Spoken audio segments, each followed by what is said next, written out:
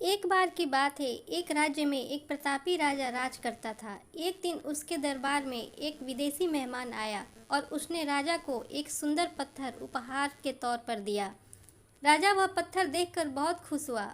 उसने उस पत्थर को भगवान विष्णु की प्रतिमा का निर्माण कर उसे राज्य के मंदिर में स्थापित करने का निर्णय लिया और प्रतिमा निर्माण का कार्य राज्य के महामंत्री को सौंप दिया।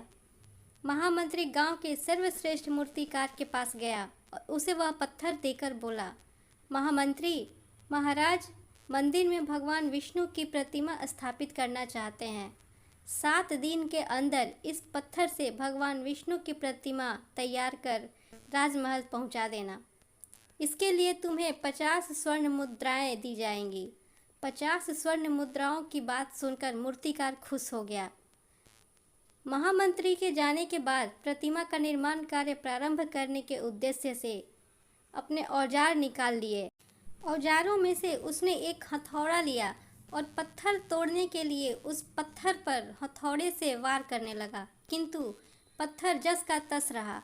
मूर्तिकार ने हथौड़े के कई वार पत्थर पर किए, परंतु पत्थर नहीं टूटा।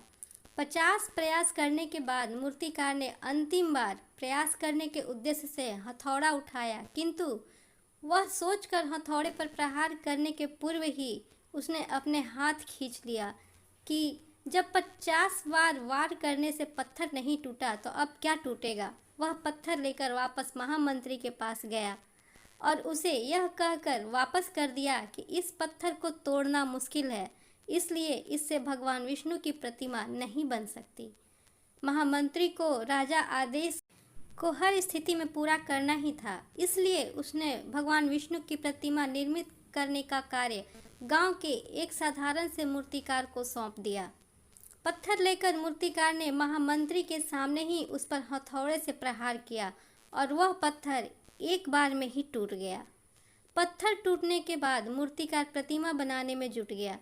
इधर महामंत्री सोचने लगा कि काश पहले मूर्तिकार ने एक अंतिम प्रयास किया होता तो सफल हो गया होता और 50 स्वर्ण मुद्राओं का हकदार बनता। दोस्तों, हम भी अपने जीवन में ऐसी परिस्थितियों से दो चार होते रहते हैं।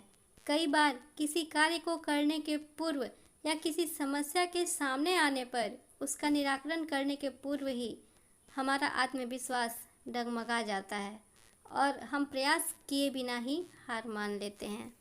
कहानी अच्छी लगी तो एक लाइक ज़रूर दें, क्योंकि आपका लाइक मेरे लिए मोटिवेशन है। साथ में कहानी के बारे में आपकी क्या राय है कमेंट करके ज़रूर बताएं और नई नई कहानियों के लिए मेरे चैनल को सब्सक्राइब करना न भूलें। धन्यवाद।